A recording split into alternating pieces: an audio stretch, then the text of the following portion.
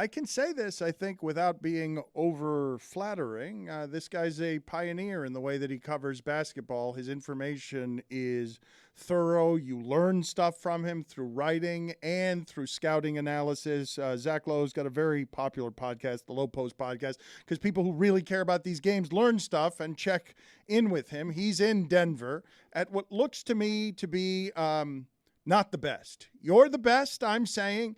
And it looks like your accommodations are shoddy. It looks like Zach Lowe deserves better. His analysis, his information, his podcast deserve better than shitty hotel room. Ooh, I wouldn't go that far. I would give it a B. It's a B. I want a coffee maker. I don't have a coffee maker, but I'll tell you what was good. The iron. You give me a good hotel iron that actually works, and I'm pretty happy. So I'm gonna give it a B. It's fine. I don't need the bells and whistles. I need iron, Wi-Fi, coffee. That's it. Let's get to the basketball analysis in a second. But before we do that, can you please explain to me historically? Because I've told people if this Heat team wins the championship, I think it's the greatest upset in the history of the sport. Like numerically, when you look at regular season stats, this is not something that ever happens in this sport. Would it be, or am I being prisoner of the moment? No, you're not being prisoner of the moment. It's like totally inexplicable based on every prior track record you could possibly imagine. And the crazy thing about it is, it's not like, other than Giannis getting hurt and the Bucks lost the games that Giannis played, like it's not like they avoided all the heavyweights in the Eastern Conference. Milwaukee round one, and yeah, Knicks, that was kind of an even matchup, and they grinded that one out. Boston, huge favorites. What did our analytics crew say? 97% chance. So it's not like they coasted through these weak teams that pulled off upsets. They had a negative, and there was no, and you guys know this, there was no sign this was coming. Like they came to New York a few times toward the end of the regular season, and all they were praying for is, can we just find a way to get to sixth?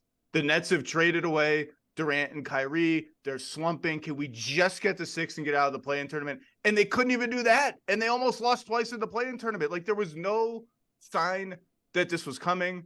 I didn't get a sense that internally, other than probably the most maniacal competitors on the team, like Jimmy and Bam, that there was like a great deal of internal faith that, yeah, if we get in, like you never know, we're going to go on a run. Like it's completely stunning. And yet you look at all these series and it's like, yeah, they deserve to win. Like it's not, none of these are like flukes. They just outplayed these teams. Zach, I just we just talked to Mike Schur, and the things that he was lamenting as a Celtics fan are like, how do we not adjust to zone? Anybody can do that. And how is the adjustment, hey, Jalen, dribble with your left hand into the zone, when that's the dumbest thing that you can do?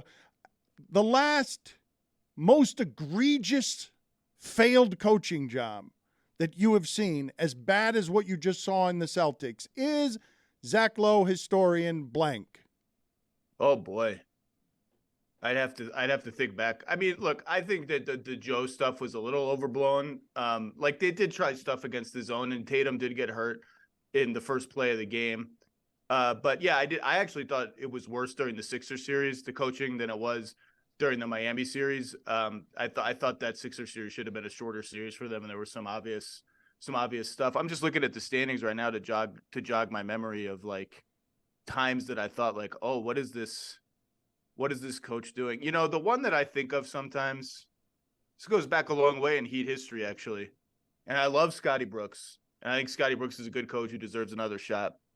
I just remember every game of that finals between the Heat and the Thunder in 2012, when Perk, and God love him, I love Perk, he's my colleague, when Perk's name was still in the starting five and the Heat were playing Bosch at center, every time that sheet would come out, here's Oklahoma City starters for tonight, people within the Heat would be like, again?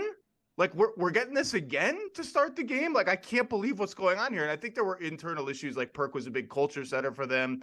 He held the young guys accountable. But that was one that I always remember being like, I kind of can't believe this is still happening. And it like may have cost them the series. I had another example. Avery Johnson never stopped doubling Shaq when it was clear that he needed to stop doubling Shaq because Dwayne Wade was crushing him. But I don't have many, is my point, Zach. Watching this sport where I can clearly look at the coach and say, you are not equipped for some of what you're seeing here. This is just these are laughably bad decisions you're making. I thought, honestly, the bigger story of the Celtics coaching stuff was less like the zone and Jaylen Brown dribbling and all that. Like, I thought there was some late game stuff against the Sixers, particularly in that game 4, that was really bad. But to me, it was the whole season, just the determination to go away with the double big lineup that almost won them the title last year, and Robert Williams' minutes being up and down, and his injury played into that.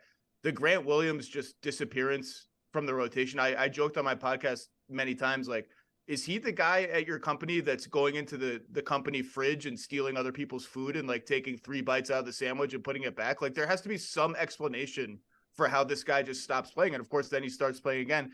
I think that kind of shook the Celtics internally a little bit. Like, what's going on here with this rotation? Because look, they should be in the finals. Like, they should have beaten the Heat. They're better than the Heat.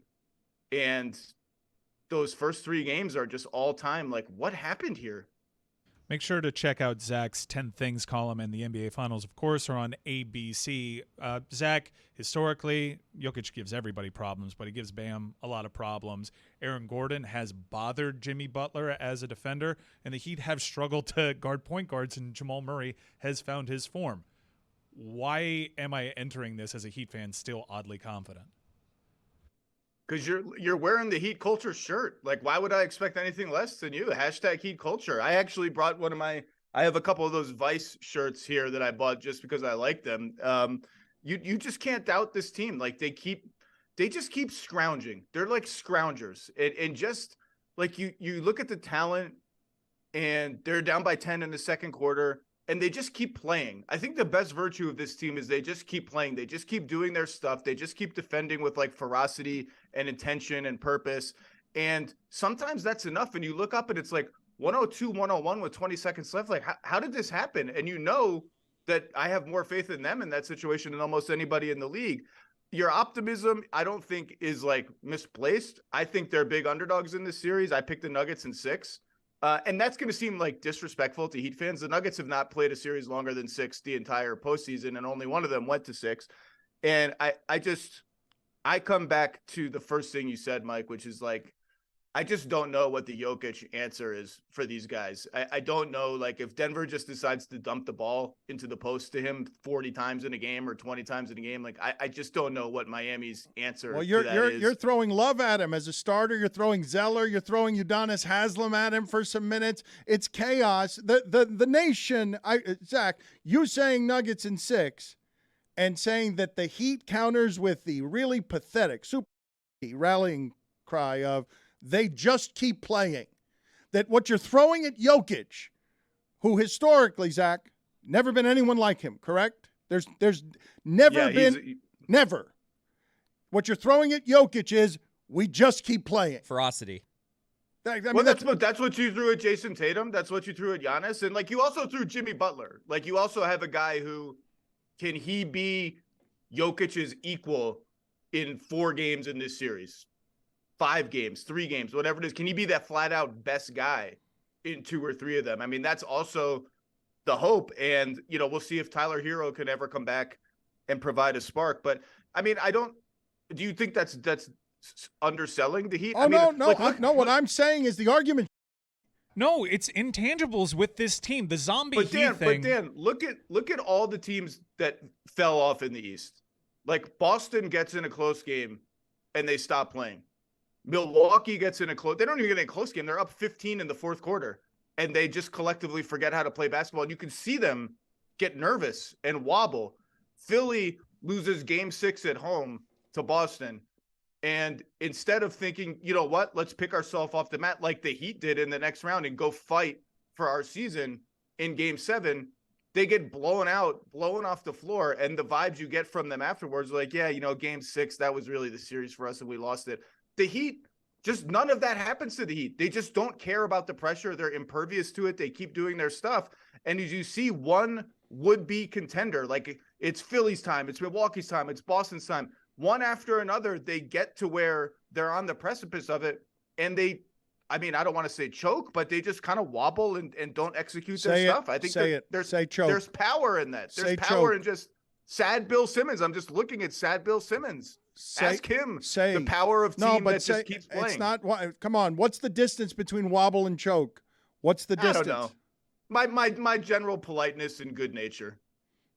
We had a little bit of a show debate going on, changing gears for a minute because we've talked a lot of Heat today. Monty Williams was hired to the Pistons, and they're paying him a lot of money. And I said the Pistons have a really good group of young players. To which the rest of the room said, no, they have good young players, not really good young players. So I was wondering where you land on that. 6 years, $78.5 million for Monty Williams. That one stunned me. It's going to nuke salary structures for coaches. Stunned me, everywhere. Zach. If that's what Monty Williams is worth, what is Eric Spoelstra worth?